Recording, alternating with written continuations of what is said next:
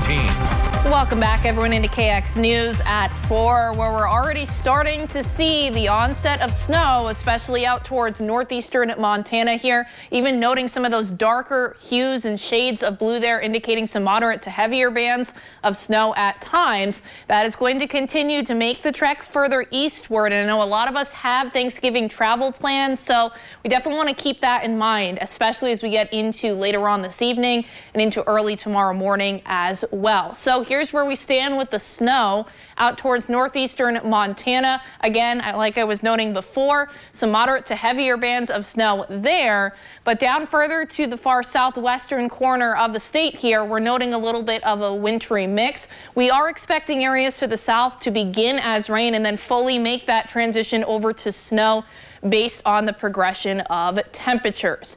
Temperature-wise right now, supporting more of that rain down towards the south, where we're seeing more of those lower 40s. Up towards northeastern Montana, as we're already noting and marking that cool down into those 30s, especially out towards Williston there as well.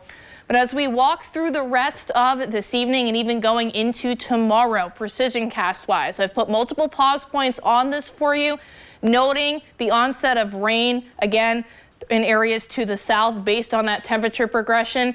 Where we're already sitting into the 30s right now, you're going to see more of that snow, especially along the Highway 2 corridor there by 6, 7, 8 o'clock this evening. You're noting that rain snow line kind of setting up shop there on the Highway 83 corridor between Bismarck and Minot there, especially down towards Dickinson area as well.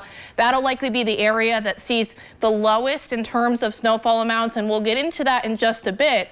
But where the most uncertainty lies right now is where we're going to see these heavier bands of snow set up shop. So you can see more of those darker shades of blue up towards the north of I-94 there, and the rest of us seeing more of those lighter bands of snow. By the time we get closer to midnight and beyond that point, I expect mass majority of us to have made that transition fully over to snow. By the time we get towards 5, 6 o'clock tomorrow morning, you can see where the end of this snow line lies out towards northeastern Montana. That will continue to trek further eastward. So I would say we're in for some improvement as we get closer to, say, the noontime hours. But there is a bit of a catch to that, and we're going to get into that in just a bit.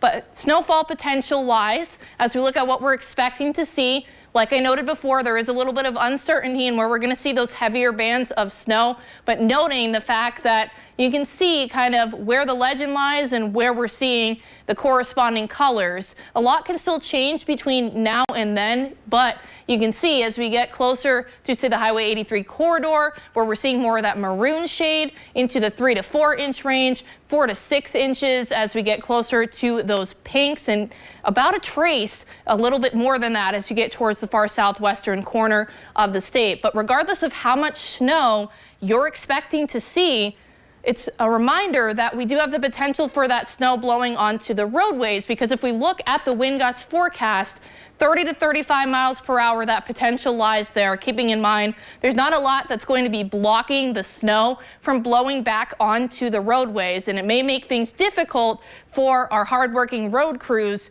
to get things cleared up quickly here. So definitely keep that in mind even after the snow has passed. But as we look at Williston's next 5, it is going to plunge our temperatures down into the 20s, beyond that into the teens for the start of the weekend. Dickinson, your next 5, 30s down to 20s, and down we go going into the weekend. Minot, your next several days going to feature those temperatures into the 20s for a prolonged period of time. May not even get into the mid-teens by early next week. And finally, quickly taking a look at Bismarck's next several days, down into the 20s, teens for early next week. Well, I don't know. That looks like a negative sign. That's got to be a typo. That can't be right. That's less than a week away. We're already hitting negative. I wish it was a typo, but it's not the case, despite the fact that we hit a high of 63 degrees in Bismarck yesterday. That can't be right. We just had sweatshirts on today. There's no way we get negatives, but it's way too fast. Vanessa, thanks so much.